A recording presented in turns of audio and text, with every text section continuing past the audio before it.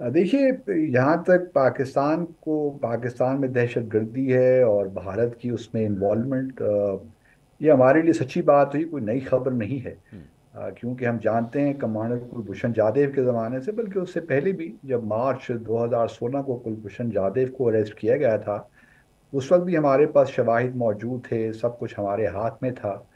लेकिन हम unfortunately, for a variety of reasons perhaps, हम कोई सही मानों में भारत को एक्सपोज नहीं कर सके।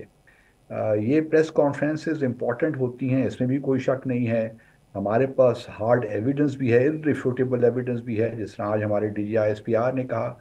लेकिन सवाल यही पैदा होता है कि हमारे पास क्या स्ट्रैटेजी है, क्या हमारे पास ऐसे टूल्स हैं जिसकी वजह जिनको इस्तेमाल करके हम भारत को एक्सपोज करें। तो आई ठीक। होप कि ये जो नए एविडेंस हमारे पास आए हैं, ये हमें इक्विप करते हैं कि हम भारत को पूरी तरीके से एक्सपोज करें। हम्म। और उसको एक काउंटर, जो भी हमारा नैरेटिव है उसको हमें बिल्ड करना चाहिए।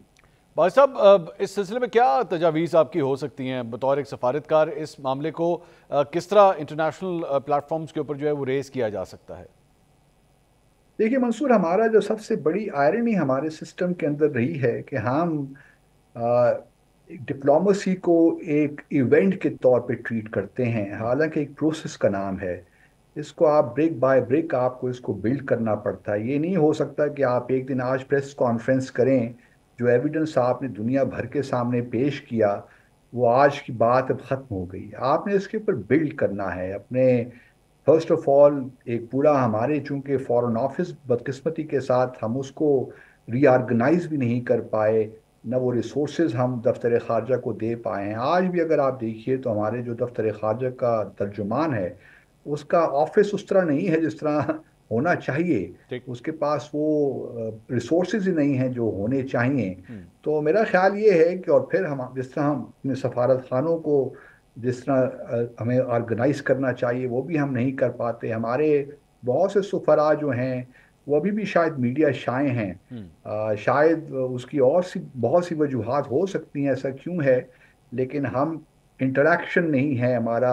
दुनिया बदल गई है, आप मुझसे बेहतर जानते हैं।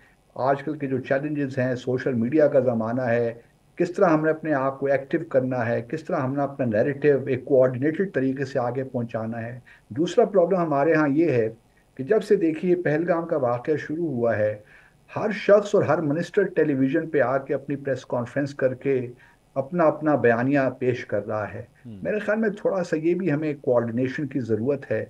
दो तीन वॉइसेस ही होती हैं हर क्राइसिस सिचुएशन में। ये देखिए एक बड़ी क्रिटिकल सिचुएशन है इस वक्त पाकिस्तान के लिए, ठीक। हम इसको कैजुअली नहीं ले सकते। हम्म। तो एक तरीके से हमने अपने आप को आगे लेकर जाना है। और इसके लिए बहुत से इंस्टीट्यूशनल इकदाम की ज़रूरत है, क्योंकि हमारे यहाँ इंस्टीट्यूशनल कैपेसिटी नहीं है भाई कि हम साहब, अगर कोई इनिशिएटिव लेते हैं तो भाई उसको आगे भी लेकर जाएं। भाई साहब, इस सारे मामले के अंदर जाहिर बात है अब दो नैरेटिव्स जो हैं वो इंटरनेशनली तमाम सफारतकारों के सामने जाएंगे। एक इंडियन पर्सपेक्टिव है जो पहलगाम के वाक़े के हवाले से, और एक हमारा पर्सपेक्टिव है जिसमें जाहिर बात है हम ये बात कहेंगे कि जनाब हम तो विक्टिम है हमारे सामने तो, और हम तो शवाहिद भी पेश कर रहे हैं। जबकि इंडियन साइड से अब तक ऐसा कोई शवाहिद नहीं आए हैं, कोई ऐसी प्रेस कॉन्फ्रेंस नहीं है जिस तरह हमारे यहाँ पे DGISPR की जानिब से की गई। हमारे पास प्रूफ्स मौजूद हैं, हमारे पास फॉरेंसिक करवाया जा सकता है, हमारे पास डिवाइसेस तक जो हैं वो मौजूद हैं जो रिकवर की गई हैं। आप समझते हैं कि इन दोनों नैरेटिव्स को जब आमने सामने रखा जाएगा इंटरनेशनल कम्युनिटी में, हमारा नैरेटिव एक्चुअली ज़्यादा सेलेबल है? Definitely there is no doubt about that. हमारा सेलेबल है, हमारे पास एक्चुअली हार्ड एविडेंस मौजूद है। हम्म। और जैसा मैंने पहले अर्ज किया, हमने तो डॉसियर्स बना के भी दिए हुए हैं ममालिक को। लेकिन देखिए, मैं इसमें हमारे हमें सिर्फ टेररिज्म पे स्टक नहीं होना। हमें ये एक अपॉर्चुनिटी मिली है कि हम दुनिया की अटेंशन, जहां पाकिस्तान में दहशतगर्दी के वाक़यात हो रहे हैं और जिसमें यकीनन भारत मुलव्वस है, और हम जानते हैं कि BLA BRA, हरब यार मरी हो, बरामदाग बुख्ती हो, और बहुत से जो बलोच लीडर्स भी हैं, और इवन TTP के भी जो शाखसाने हैं वो जाके भारत ही से मिलते हैं। तो हमें इन सब चीज़ों का हमें इल्म है। लेकिन मैं समझता हूँ कि हमारे लिए इसमें एक और अपॉर्चुनिटी भी है जिस पे हमारी तवज्जो नहीं जा रही।